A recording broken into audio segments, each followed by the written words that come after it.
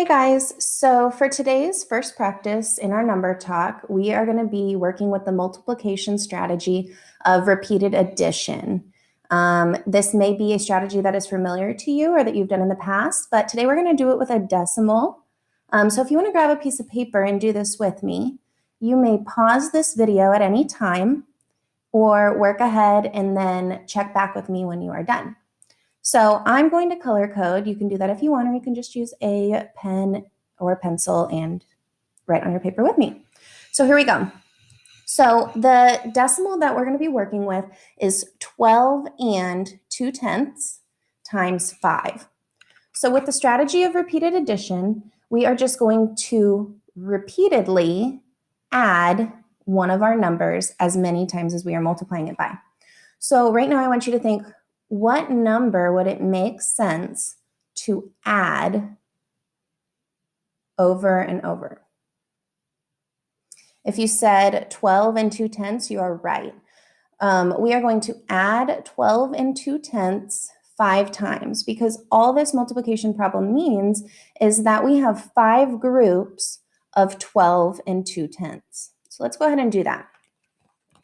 If I have 12 and 2/10 plus 12 and 2/10. If I add my place values, I want to make sure I've lined them up. It's important that when you are adding decimals, you line up that decimal, which in turn lines up the place values. So in my 10ths place, I have 2 plus 2, which is 4. I'm going to just line up that decimal, bring that straight down. Again, 2 plus 2 is 4 in my ones place, and 1 plus 1 is 2 for a value of 20. So overall, I have 12 and 2/10 plus 12 and 2/10 equals 24 and 4/10.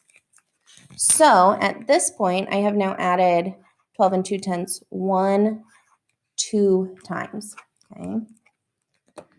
So this is where I always tell my students work smarter, not harder. And if we know that we've already added 12 and 2/10 twice to get 24 and 4/10, I could keep adding 12 and 2/10 again and again, but instead I'm going to take what I already know and I'm going to take 24 and 4/10 and I am going to add another 24 and 4/10.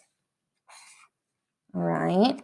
And by doing that, I have now added it a third and fourth time.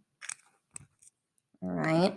Because I knew that 12 and 2/10 twice was 24 and 4/10.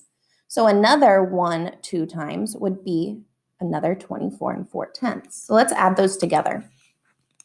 Again, you can always pause the video if you want to at this point and add ahead of me and then go back and check.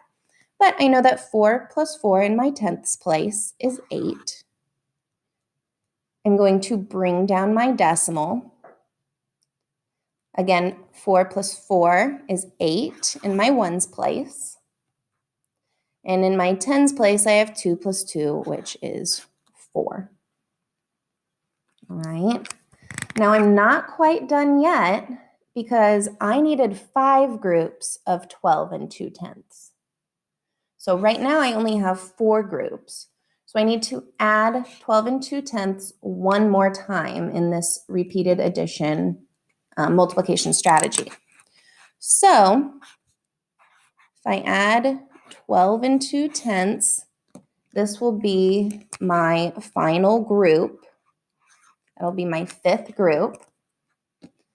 And when I add that in my 10ths place, 8 plus 2 is 10.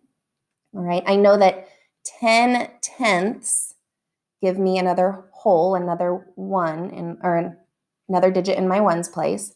So 8 plus 2 is 10, plus 1 is 11. I want to make sure I carry down my decimal, bring that straight down, and bring that extra, that 10 in my ones place over to my tens place. So 4 plus 1 plus 1 is 6. So I get a final answer of 61 or 61 wholes. Okay. You can also check if this is a reasonable number by looking at your whole numbers. Like we talked about last week, I have 12 as a whole number times 5 as a whole number, which I know is 60.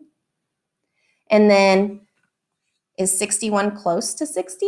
Yeah, it is.